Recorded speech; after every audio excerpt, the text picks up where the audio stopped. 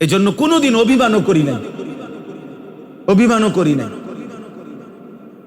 বহুত কিছু জীবনে এই অঞ্চলে আসতে গিয়ে আন্তরিকতা, প্রতিবন্ধকতা সবই দেখছি।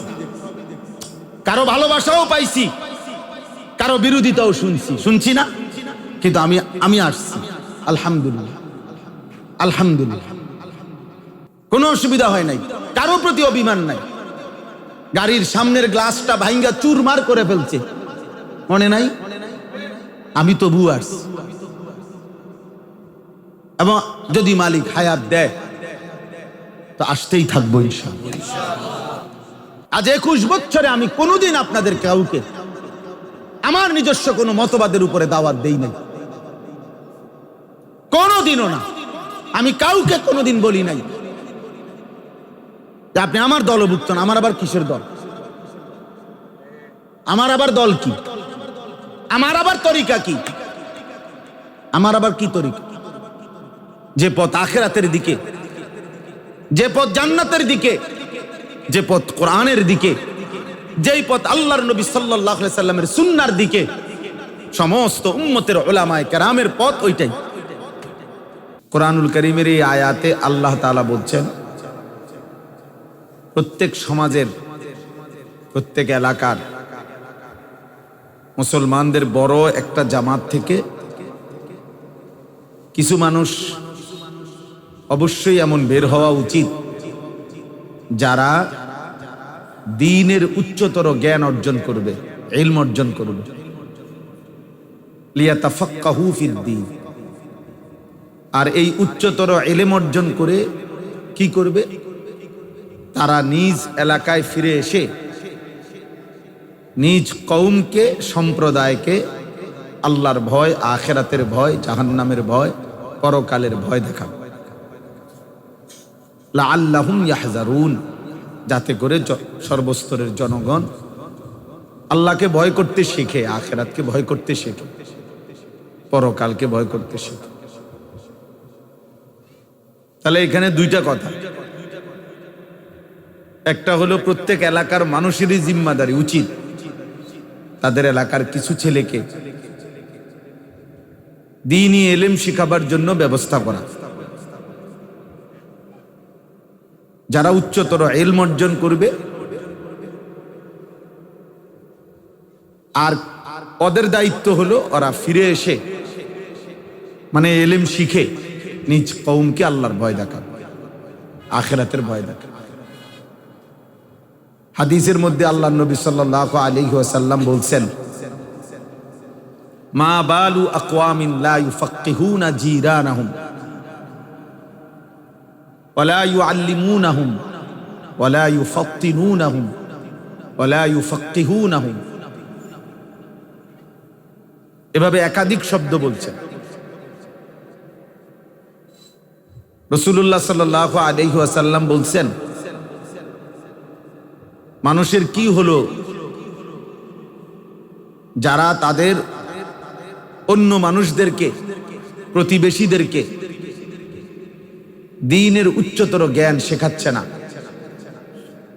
দ্বীনের তালিম দিচ্ছে না, দ্বীন সম্পর্কে পূর্ণ সচেতন, তাফতিন, সচেতন বানাচ্ছে না কেন? আবার এরপরে হাদিসের দ্বিতীয় অংশ নবীজি বলছেন, ওমা বালু আকওয়ামিন লা ইয়াতাআল্লামুনা মিন জিরানিহিম ওয়ালা ইয়াতাফাক্কাহুনাহুম ওয়ালা ইয়াতাফাত্তানুনা। আর কিছু মানুষেরই বা এমন হচ্ছে কেন যে তারা তাদের অঞ্চলের যারা জানে এই এলেমওয়ালাদের থেকে এলেম শিখতেছে না কেন? দ্বীনের বুঝ দিচ্ছে না কেন? দ্বীন সম্পর্কে পূর্ণ সচেতন হচ্ছে না কেন? তো এই হাদিসের মধ্যে আছে যে প্রত্যেক অঞ্চলের মানুষের এই দুই ভাগে বিভক্ত থাকাই উচিত। কিছু লোক ইলম অর্জন করবে, তো উনারা শেখাবে, পুরা দ্বীন সম্পর্কে সচেতন করবে মুসলমান। আর কিছু লোকের দায়িত্ব হলো ওনারা তাদের কাছ থেকে শিখে নিবে। একটি কওম, একটি সম্প্রদায়, একটা এলাকার মানুষের, মুসলিম সম্প্রদায়ের এই পারস্পরিক এটা একটা জিম্মাদার। কেউ শিখবে তো এবার শেখাবে, বাকিরা শিখে নিবে তাদের। ওই এই হাদিসটা লম্বা হাদিস। ওই ভাই ওই হাতওয়ালা মোবাইল এটা নামাও, ওই ছেলে এমনি শোনো বাবা, এমনি শোনো। মোবাইল হাতে ধরে কেউ ভিডিও বা রেকর্ড করবা না, যার দরকার এমনি শুনলে ভালো, চেহারার দিকে তাকায়া শুনলে বরকত হয়। এই উপস্থিতি বড় কোনো বিষয় না, সংখ্যা কোনো বিষয় না, ও বেশি না কম এটা কোনো আলোচ্য বিষয় না। এটা কোনোভাবেই কোনো পেরেশানির কিছু। কম কিংবা বেশি কোনোটাই সফলতা বা ব্যর্থতা না, আল্লাহ গ্রহণ করা এটা হলো মূল বিষয়। আল্লাহ গ্রহণ না করলে পাহাড় ধীরে ধীরে মাটি হয়ে যায়, আল্লাহ গ্রহণ করলে খড়কুটা দিয়েও অনেক বড় কাজ হয়। অতএব আল্লাহ তাআলা গ্রহণ করা হলো বড় বিষয়। লোক কম হইছে বেশি হইছে এগুলো কোনো বিষয় না। যাই হোক, তো বলতেছিলাম এই হাদিসটার মধ্যে যখন নবীজি এটা বলছেন, তো আশআরী একটা গোত্র, নবীজি সাল্লাল্লাহু আলাইহি সাল্লামের কাছে যারা ঈমানদার হলেন, নবীজির কাছ থেকে যারা দ্বীন শিখলেন, আশআরী, আশআরীয়িন একটা গোত্র আর কি, নবীজির জামানা। ওনারা নবী সাল্লাল্লাহু আলাইহি সাল্লামকে বলছেন যে ইয়া রাসূলুল্লাহ আমহিলনা সানাতান, আমাদেরকে 1 বছর সময় দেন, আমরা এই 1 বছর টার্গেট নিলাম, এই 1 বছরের ভিতরে আমরা আমাদের কওমের বাকিদেরকে, বাকি মুসলমান যারা আছে তাদের সকলকে দ্বীন শেখাবো, বাকিদেরকে সচেতন বানাবো, বাকিদেরকে দ্বীনের বুঝ গ্রহণ করার চেষ্টা করব। এই 1 বছর সময় নিছে এবং 1 বছরের ভিতরে তারা নিয়ম মাফিক সর্বোচ্চ মেহনত করে এলাকাবাসীর মধ্যে ঈমান ইসলামের চর্চা জারি করে দিছে। তাইলে এটা একটা ফিকির, একটা মেহনত। তা আমি বলতেছিলাম যে আলহামদুলিল্লাহ ধীরে ধীরে আস্তে আস্তে করে হলেও আপনাদের অঞ্চল থেকে, আশপাশের প্রতিটা গ্রাম থেকে 2-4-10 জন ছেলে, আপনাদেরই ছেলেরা হাফেজ হচ্ছে, আলেম হচ্ছে। সব আমি জানি আপনাদের এলাকার কোন এলাকার কি হালাত, আগে কি ছিল, এখন কি, কোন সময় কি, আমরা তো সব চোখের সামনে। কমপক্ষে গত 20 বছর তো আমি আমার চোখের সামনে, এই 20 বছর তো আমি জানি। 2004 সালে আমি নভেম্বর মাসে সোনাকান্দা মাদ্রাসায় চাকরিতে আসছি। নভেম্বরের 20 তারিখ চাকরিতে জয়েন করছিলাম। তো ওখানে তো আমি 11 বছর ছিলাম। 2015 সনে হজ্জের আগে আমি বিদায় নিয়েছিলাম। তখন আমাদের এই ছোট্ট মাদ্রাসা, যেটা কুমিল্লা ক্যান্টনমেন্ট ময়নামতি সাহেবের বাজার, 2016 সালের জানুয়ারি মাসের 6 তারিখ বুধবার ওই মাদ্রাসা উদ্বোধন হয়েছিল। তো আপনাদের অঞ্চলের ছাত্রই সবচেয়ে বেশি আমাদের মাদ্রাসা, সব সময় গত 10 বছরে আপনাদের সাথে আমার সম্পর্কও বেশি। ডানে বামে আমি যেদিক দিয়ে তাকাই, শ্রোতা এগুলা সব আমার পরিচিত শ্রোতা। এক একজন আজকে 200 বছর ধরে আওয়াজ শুনতেছে।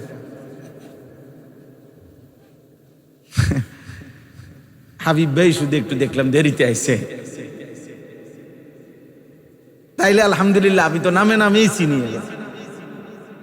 ওরে আমি মনে মনে খুঁজতেছিলাম, এক সময় এখন ওরে দেখছি আইসাই। ও সব সময় আমার সব মাহফিল আমি দেখছি ওরে সামনে সবার আগে। তাহলে এরকম অনেক সাথী আপনারা আমার পরিচিত। এই সম্পর্ক, আন্তরিকতা, আসা যাওয়া আল্লাহর জন্য, আখিরাতের আশাতেই এই আসা যাওয়া। তো এই জন্য বললাম আলহামদুলিল্লাহ আজকে মহিউদ্দিন ভাই আপনাদের সামনে কথা বললেন। কামরুল আপনাদের এলাকার ছেলে, হাসান বসরি ভাই আপনাদের এলাকার ছেলে, আরো আলহামদুলিল্লাহ অনেক ছেলে এখন হাফেজে কোরআন আছে। আগামী 10 বছরের ভিতরে দেখবেন ইনশাআল্লাহ আপনাদের অঞ্চলেই আল্লাহ যদি হায়াত দেয় আরো উপযুক্ত অনেক আলেম তৈরি হবে ইনশাআল্লাহ। আমি বললাম তো, মনে রাখবেন একদম। দেখেন এই যে জেনারেশন এখন পড়তেছে সবাই মাঝামাঝিতে আছে, মানে সবকে পড়তেছে যারা মাদ্রাসাগুলোতে মাঝামাঝি স্টেজে আছে এখন। আগামী 10 বছরের ভিতরে ইনশাআল্লাহ আপনাদের অঞ্চলের অনেক ছেলের দাওরায়ে হাদিস ইনশাআল্লাহ আল্লাহ যদি হায়াত দেয় সমাপ্ত হয়ে যাবে। এই দেখো এটা মানে একটা তখন টের পাইবা যে কি হালাত হয়েছে ইনশাআল্লাহ। এই জন্য দয়া করে প্রথম কথা এটা, রাসূলুল্লাহ সাল্লাল্লাহু আলাইহি ওয়াসাল্লাম এটা বলছেন প্রত্যেক এলাকার মানুষের এটা জিম্মাদারি যে কমপক্ষে নিজেদের মধ্যে ভাগাভাগি করে এক গ্রুপ শিখবে, আরেক গ্রুপ ওদের থেকে শিখে নিবে। এতটুকু যদি না হয়, চর্চা না থাকে, তাহলে ঈমান, ইসলাম, দিন, ঈমান, আমল আস্তে আস্তে হারায়া যাবে। ছোটবেলার মক্তবের আপনি পড়ছেন, আমিও জানি, কিন্তু মক্তবের সেই ছোট্টবেলায় আমরাও পড়ছি। তো মক্তবের পড়ার পরে মনে করেন 10 বছর বয়সে ছোটবেলায় মক্তবে পড়ছিলেন, পরবর্তী 30 বছরের ব্যবধানে, 40 বছরের ব্যবধানে আপনার আমলের মধ্যে ভুল হইতে পারে, আমল ছুটে যাইতে পারে, আমলের মধ্যে ভুল ভ্রান্তি যোগ হইতে পারে। নিয়মিত যদি পরিচর্যা করা হয়, পরবর্তীতে যদি আলেম ওলামাদের সাথে সম্পর্ক রাখা হয়, ওনাদেরকেও যদি নিজের ওযু, নামাজ, সূরা, কেরাত, দোয়া, কালাম, রুকু, সেজদা, তাসবিহ, তাহলিল এগুলা নিয়মিত জানা, দেখানো হয়, শেখা হয়, এই সম্পর্ক যদি জারি থাকে, তাইলে বাস্তবিক অর্থেই আমল সুন্দর হবে। আর নাই তো ভুল যোগ হবেই। এই যে মক্কার কুরাইশরা, আমাদের নবী সাল্লাল্লাহু আলাইহি সাল্লাম যখন জন্মগ্রহণ করলেন, তো কুরাইশ বংশে জন্মগ্রহণ করছেন নাকি? 40 বছর বয়সে আল্লাহ নবী সাল্লাল্লাহু আলাইহি ওয়াসাল্লাম যখন কালেমার দাওয়াত দিলেন, তো এই কুরাইশ বংশেই মক্কার জমিনেই প্রথম।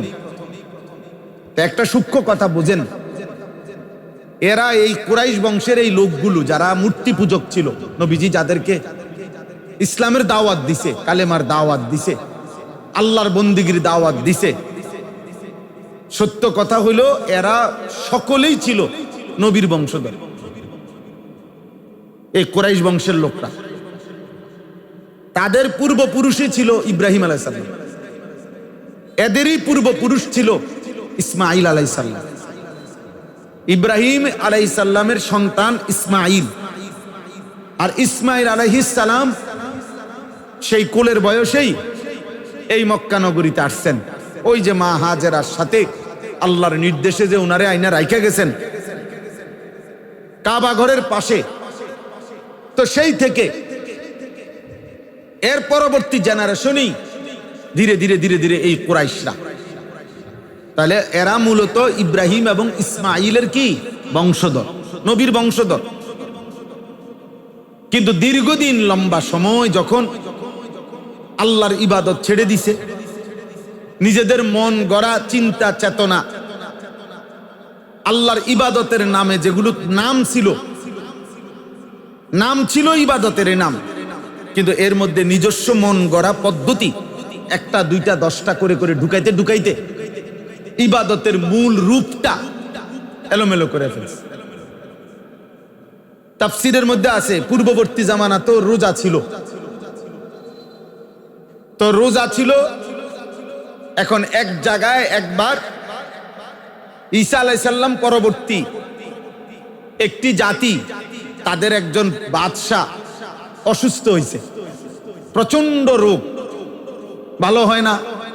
তো তারা জনগণ মান্যত করছে, আল্লাহ যদি আমগরে বাদশাকে সুস্থ করে দেয়, আমরা সামনের বছর থেকে 40 দিন মানে 30 দিনের সাথে আরো 10 দিন বাড়াইয়া রোজা রাখব। মান্যত একবারে তাফসিরে রুহুল মাআনিতে স্পষ্ট আছে, পৃথিবী বিখ্যাত আরবি তাফসির। এরপরে আল্লাহ পাক ওই বাদশাকে সুস্থ করে দিছে। এখন তাদের রোজা তারা বানায় নিছে, এখন 40 দিন হয়ে গেছে সব সময়ের জন্য। কিছুদিন পরে আরেকজন বাদশা আবার অসুস্থ হয়েছে, ওরা এইবার আবার মান্যত করছে, এবারের বাদশাকে যদি আল্লাহ ভালো করে দেয়, আমরা প্রতি বছর এখন থেকে আরো 7 দিন বাড়াইয়া রোজা রাখবো। 47 দিন হয়েছে, আল্লাহ পাক সুস্থ করে দিছে।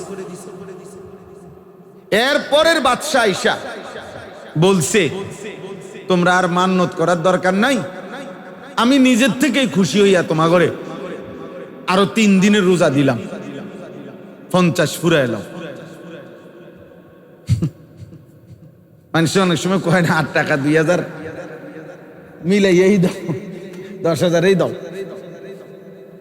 তো বাদশা বলছে আমি দিলাম, হাদিয়া দিলাম। বাদশার আব্বার সম্পত্তি, বাদশা তার আব্বার থেকে দিছে, এটা মন গড়া আর কি, কথা বুঝেন নাই? তো এবার রমজান হইলো কত, রোজা হইলো কত দিনের? কিছুদিন পরে তারা এইবার এইটার মধ্যে সংযোজন বিয়োজন করা শুরু করছে। প্রচন্ড গরমের সিজন, এখন চিন্তা করছে যে এই গরমে 50 দিন বেটা মারা যাবে, এটা অন্যদিকে সাইড করো, শীতে নাও রোজা, রোজা রাখলেই তো হয়েছে, নাও ওইদিকে নাও। মানে প্রত্যেকে তাদের সুবিধা মতো এইটাকে এলোমেলো ওলট পালট করতে করতে, হ্যাঁ এটা হাসির কথা, এটাই তাফসিরে আছে। এইটার মধ্যে কমাইয়া বাড়াইয়া ইহুদিরা বলছে আমাদের নবী মুসা আলাইহিস সালাম যেদিন ফেরাউনের হাত থেকে ওই নদী পার হয়ে আল্লাহ উদ্ধার করছে, ফেরাউন ডুবে গেছে, আমাদের নবী মুসা আলাইহিস সালাম ওই আশুরা 10ই মুহররম ওই দিন উনি একটা রোজা রাখতেন। আমরা দরকার নাই তোমরা যেহেতু এটা এলোমেলো করে লাইছো, ওটি বাদ দাও, আমরা শুধু ওই একদিন রোজা রাখি, ওই একদিনের সারে রোজার মতো রোজা, একটার সুবিধা মতো একটার কাটছে। অনেক আছে না যে নমাজের মতো নমাজ, এক সেজদাই কি 90 বছরের নামাজ বলে হইয়া যায়। আচ্ছা, পরে আমরাও হাসরের ময়দানে দেখবো, হেও আমগরে দেখবো, টাঙ্গাইয়া যখন ফিটবো তখন আমরাও দেখবো 60 বছরের নামাজ কেমনে এক সেজদা দিয়া হয়। আমরা সব বেউকুফাত, তুমি সালাক। আচ্ছা ঠিক আছে, চলো ভাতে তো খাও, আর কিতা, আমরাও ভাতে খাই, আমরা কোনো সিরা খাই না। ঠিক আছে খাও, তুমিও ভাত খাও, আমরাও ভাত খাই, খাইতে খাইতে তুমিও মারা যাবা, আমিও মারা যাবো, একদিন হাসরের ময়দানে দেখা হবে, হবে কি না দেখা, একদিন সবার দেখা হবে।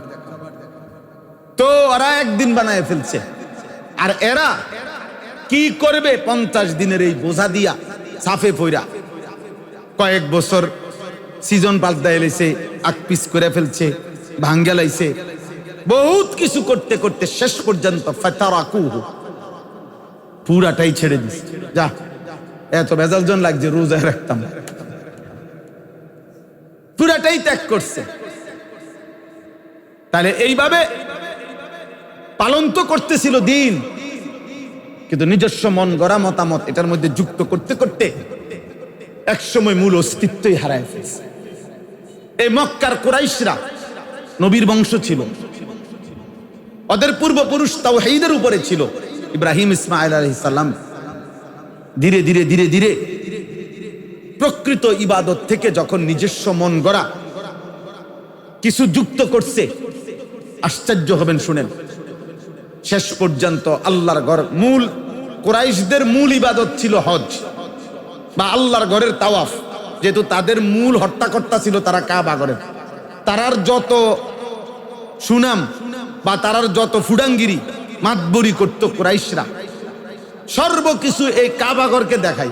আমরা কাবাঘরের মোতাওয়াল্লি, আমাদের পূর্বপুরুষ থেকে কাবাঘরের হেফাজত করা সবকিছু আমাদের দায়িত্ব, কাজে আমরা সম্মানী।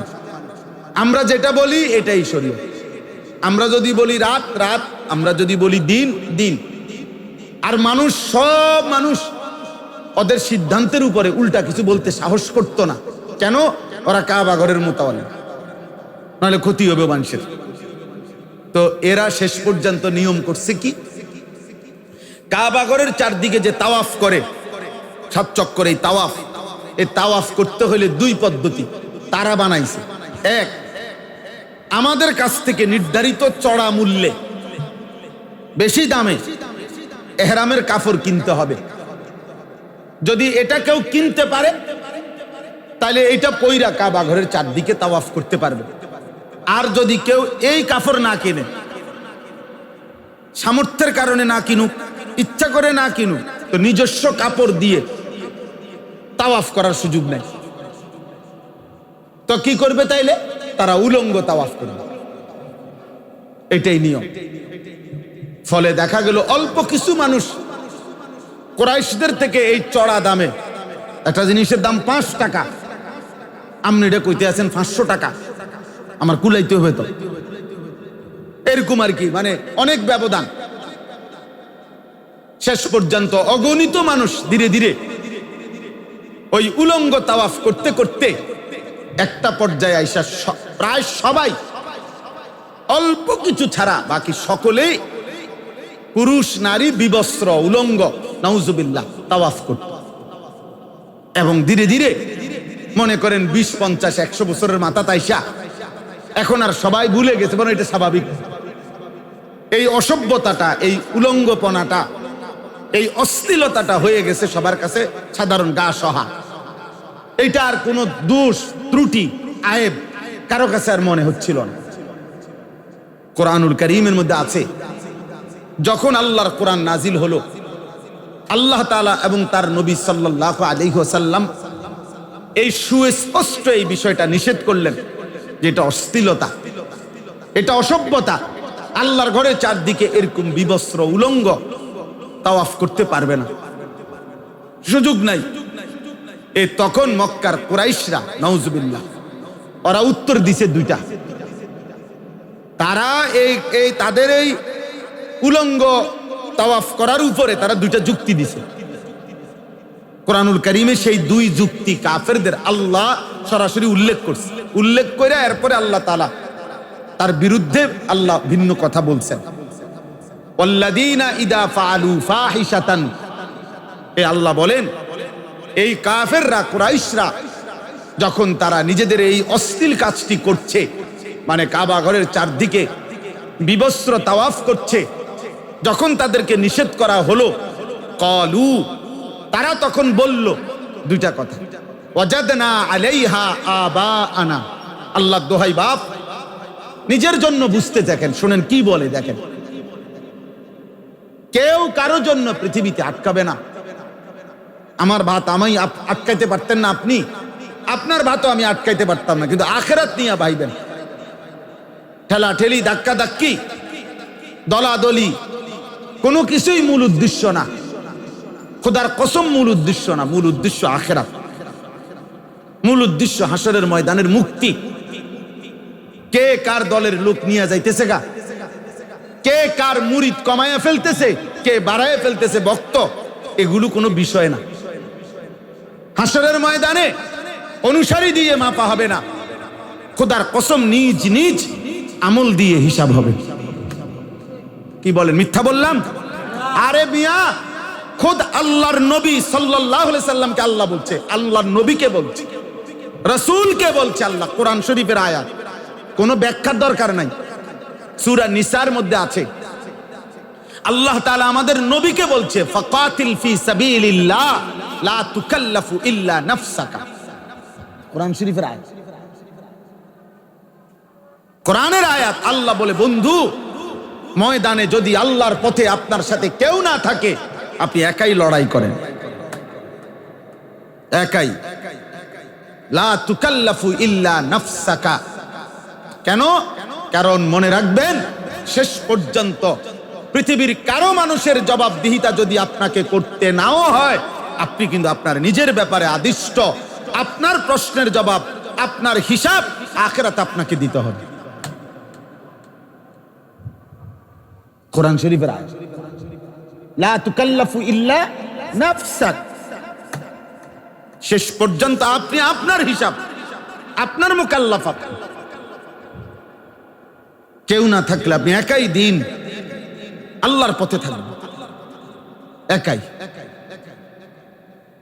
রাসূলুল্লাহ সাল্লাল্লাহু আলাইহি সাল্লামের সাহাবী হুযায়ফা রাদিয়াল্লাহু তাআলা আনহু জিজ্ঞেস করছিলেন, ইয়া রাসূলুল্লাহ, যদি জীবন চলার পথে কখনো এমন যে আমার সাথে আর আল্লাহর পথে, ঈমান ইসলামের পথে চলতে গিয়ে আর কেউ নাই, আমি একা হয়ে গেলাম, আমি তখন কি করব? নবীজি বলছে, ফাতাজিল তিলকাল ফিরাকা কুল্লাহা, সব মতবাদ ছেড়ে দাও, সব দল ছেড়ে দাও। এরপরে ওয়ালাউ আন তাআদ্দা আলা আসলি শাজারাতিন হাত্তা ইউদরিকাকাল মাউত ওয়া আনতা আলা যালিক। প্রয়োজনে নবীজি বলেন, মৃত্যু আসা পর্যন্ত তুমি একাই গাছের গোড়ালি শিকড় কামড়াইয়া, মাড়ির দাঁত দিয়া কামড়াইয়া একাই আল্লাহ দ্বীনের উপরে পড়ে থাকবে। ওয়ালাউ আন তাআদ্দা বিআসলি শাজারা হাত্তা ইউদরিকাকাল মাউত, মৃত্যু আসা পর্যন্ত, মৃত্যু আসা পর্যন্ত। বারবার বলি বাপ, বারবার, আজ 21 বছরে আমি কোনোদিন আপনাদের কাউকে আমার নিজস্ব কোনো মতবাদের উপরে দাওয়াত দেই নাই, কোনোদিনও না। আমি কাউকে কোনোদিন বলি নাই যে আপনি আমার দলভুক্ত না। আমার আবার কিসের দল? আমার আবার দল কি? আমার আবার তরিকা কি? আমার আবার কি তরিকা? যে পথ আখিরাতের দিকে, যে পথ জান্নাতের দিকে, যে পথ কোরআনের দিকে, যেই পথ আল্লাহর নবী সাল্লাল্লাহু আলাইহি সাল্লামের সুন্নাহর দিকে, সমস্ত উম্মতের উলামায়ে কেরামের পথ ওইটাই, ওইটাই পথ। এখানে গ্রুপ করার, বিভেদ করার, ফিতনা করার কি প্রয়োজন? এজন্য কোনোদিন অভিমানও করি নাই, অভিমানও করি নাই। বহুত কিছু জীবনে এই অঞ্চলে আসতে গিয়ে আন্তরিকতা, প্রতিবন্ধকতা সবই দেখছি। কারো ভালোবাসাও পাইছি, কারো বিরোধিতাও শুনছি না, কিন্তু আমি আসছি, আলহামদুলিল্লাহ, আলহামদুলিল্লাহ, কোনো অসুবিধা হয় নাই, কারো প্রতি অভিমান নাই। গাড়ির সামনের গ্লাসটা ভাঙ্গা চুরমার করে ফেলছে, মনে নাই? আমি তবু আসছি। এবং যদি মালিক হায়াত দেয় তো আসতেই থাকবো ইনশাআল্লাহ, আসতেই থাকবো।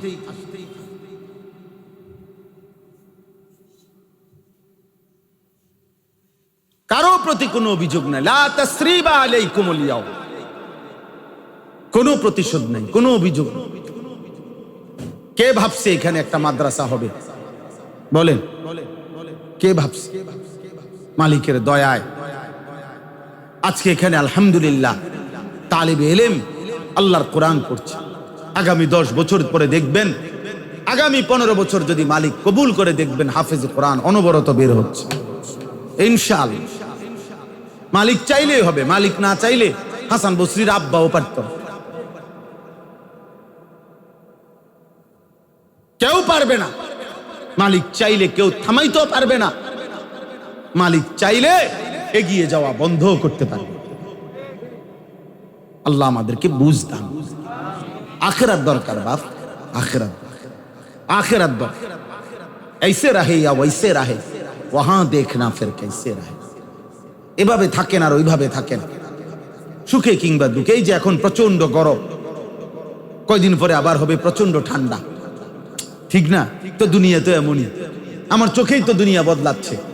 এখনকার আকাশে কি লাগলো, এখনকার বাতাসে কি গরম লাগে কেন, তখনকার বাতাসে শীত লাগে কেন? আবহাওয়ার এই প্রতি মুহূর্তের পরিবর্তন কে করছেন?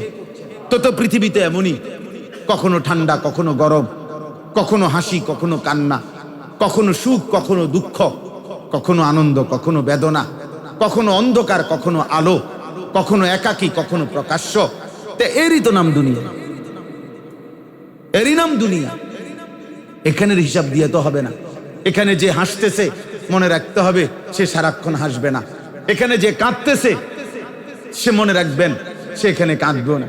কালকে আমি এক আজীব জিনিস শুনছি মহিউদ্দিন ভাই, ছোট্ট একটা লেখা পড়ছে, এক বড় মানুষ, এত সুন্দর, ছোট্ট একটা, হৃদয়ে লাগছে আমার একটা কথা, যে তিনি বলছেন, হে প্রিয় বন্ধু, তুমি কি কখনো দোলনা দেখেছো?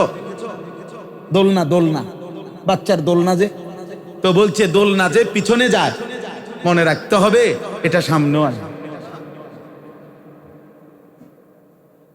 আচ্ছা কি কথা, দোলনা যে পিছনে যায় ভেবো না এটা পিছনেই থাকবে, এটা সামনেও কি আসবে। অতএব দুঃখে পড়ে আছো ভেবো না, দেখবা সুখও আসবে। সুখও কি, ছোট্ট কথা না, কিন্তু কি সুন্দর দৃষ্টিভঙ্গি। দোলনাতে পিছনে গেছে, এটা কি আসবে, আবার সামনে আসবে। আমার দুঃখ ভরা রাত আবার চিরেই আনন্দের রাতও আসবে। আমার চোখের পানি তো আবার মুখের হাসিও আসবে। এর নাম দুনিয়া, এরই নাম দুনিয়া, দোলনার নাম। চলেন ওই পিছনের কথা। মক্কার কুরাইশরা দুইটা জবাব দিছে, মনে আসেনি? কিসের কিসের উপরে? ওই যে বিবস্ত্র তাওয়াফ করে কেন, নিষেধ করার পর, ওয়াজাদনা আলাইহা আবাআনা। এক নম্বর জবাব, পুরা কোরআন সাক্ষী, খুদার কসম, বারবার প্রত্যেক মুশরিক, প্রত্যেক মুনাফিক, প্রত্যেক বিদআত যে যখন আল্লাহর দ্বীনের মধ্যে নিজস্ব মন গড়া কিছু চালু করছে, তাদের সর্বযুগে সর্বকালে একটা বড় স্লোগান ছিল, ওয়াজাদনা আলাইহা আবাআনা, আমরা বাপ দাদা পূর্বপুরুষ থেকে এভাবেই পেয়েছি। এটা এই কোরআন একবার না, খুদার কসম, রব্বে কাবার কসম, এই কোরআন বারবার বলছে, বারবার বারবার।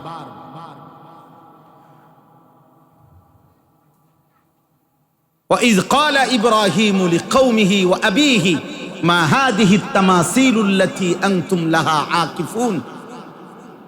না, মা হাদিহি তামাসিলুল লাতি আনতুম লাহা আবিদুন। খুব সম্ভব ইব্রাহিম আলাইহিস সালাম তার কওম এবং তার বাবা সবাইকে জিজ্ঞেস করেছে, এই পাথরের মূর্তির পূজা আপনারা কেন করেন? একই উত্তর দিছে, ক্বালু ওয়াজাদনা আলাইহা আবা, আমরা বাপ দাদা থেকে এটা পেয়ে আসছি। এই হলো এক নম্বর যুক্তি। আচ্ছা, এরপরের যুক্তি শুনেন। এটা তো বলছে কত বড় জঘন্য কথা ওরা বলছে কুরাইশ। এ তো কোরআন শরীফের আয়াত, এখানে ব্যাখ্যার কিছু নাই। কোরআনের আয়াত বানানোর কিছু আছে? কোনো কথা বলেন না কেন? আমার থেকে কোনো কিছু বলার আছে এখানে কিছু? এর পরের শব্দ হলো আল্লাহ তাআলা বলে, এরা বলল দ্বিতীয় কথা, আল্লাহু আমারানা বিহা, নাউযুবিল্লাহ। কোরআনে আল্লাহ বলতেছে, মক্কার কুরাইশরা বলল, মুহাম্মদ এই যে উলঙ্গ তাওয়াফ করা, এইটা আমরা বাপ দাদার আমল থেকে পেয়ে আসছি। এক, দুই, আমাদের পূর্বপুরুষ বাপ দাদাদেরকে এভাবে উলঙ্গ তাওয়াফ করতে স্বয়ং আল্লাহ আদেশ করছে। কেমন ডাকাইতের ডাকাইত! এবার বলেন কি পরিমাণ শক্ত হারামি আপনি কম? আপনি বলেন তো, কোরআন শরীফের আয়াত, আল্লাহু আমারানা বিহা। ওরা বলতেছে, আল্লাহ বলছে আমাগো বাপ দাদারে এমনি তাওয়াফ করেছে। আল্লাহ তাআলা যেন অবাক হয়ে আল্লাহ বলছে, কুল, হে নবী আপনি বলেন এই বেঈমানদেরকে, ইন্নাল্লাহা লা ইয়া'মুরু বিল ফাহশা, আল্লাহ কখনো এমন অশ্লীল, এমন অসভ্য কাজের আদেশ করতে পারে না। আতাকুলুনা আলাল্লাহি মা লা তা'লামুন, আল্লাহ বলছে, হায় হায় নাফরমান, কোন ইলম ছাড়া, কোন জ্ঞান ছাড়া আল্লাহর ব্যাপারে এত বড় কথা বলে ফেললা। আতাকুলুনা আলাল্লাহ, আল্লাহর ব্যাপারে এত বড় কথা বলে ফেললা। কেমনে এত বড় সাহসী কুলাইলো তোমাগো? এত বড় মিথ্যা কথা, এত বড় অসভ্য কথা আল্লাহর উপরে চাপায় দিলা। আল্লাহর ব্যাপারে বলতেও কদ্দুর বুকটা কাঁপলো না নাফরমান? হায় হায় হায়, কি সাহস, কি আশ্চর্য বলে, কি আশ্চর্য। এই জন্য দয়া করে বুঝতে শিখেন। আপনি আপনার জন্য আপনার পূর্বপুরুষ মনে করেন কিছু করছে, কোনো অসুবিধা নাই, কিন্তু আপনি যখন শুনছেন নতুন করে কিছু একটা, মনে করেন আপনি শুনছেন, আপনি যেটা মনে করতেন ইবাদত, এখন যদি কেউ বলে এটা বিদআত, আপনি একটু হলো থামেন, তর্ক না করেন, আপনি একটু ফিকির করেন, আপনি একটু বুঝতে শিখেন, একটু জানতে চেষ্টা করেন। কথাটা আমার বোঝেন নাই? না বেড়া, একদম হুতাইলাম বেড়া, কোনো কথা নাই বেড়া, লাডিল বেড়া, বাপ দাদা তো এত এত 14 গোষ্ঠী কি ভুল করছে বেড়া? এটা তো কোনো কথা হইতে পারে না, এটা তো সুন্দর না, এটা আখলাক না, এটা আখিরাতের ফিকির না। আপনাকে আমার দাদাও এই রাস্তা দিয়া গেছে, আমার আব্বাও এই রাস্তা দিয়া গেছে, ঠিক আছে, কিন্তু আমার আমলে আইসা এখন আমারে কেউ কইছে যে এইখানে রাস্তার মধ্যে আপনার একটা ব্যারিকেড দেওয়া আছে, অথবা এখানে রাস্তার মধ্যে একটা গাছ ফালাইয়া রাখছে, তো আমার দায়িত্ব হলো ডর বেড়া দিয়ে আমাকে পূর্বপুরুষ থেকে এই রাস্তা দিয়ে যায়। বেড়া বেকুব বেড়া, আমরা বংশের সবাই এই রাস্তা দিয়ে গেছে, এনে গাছ আইব কর্তিকা, এটা বুঝে একটা কথা হইলো। আপনার এখন হতে পারে আপনাকে ভাবা উচিত, একটু দাঁড়ানো উচিত না, একটু খবর নেওয়া উচিত কিনা, তাইলে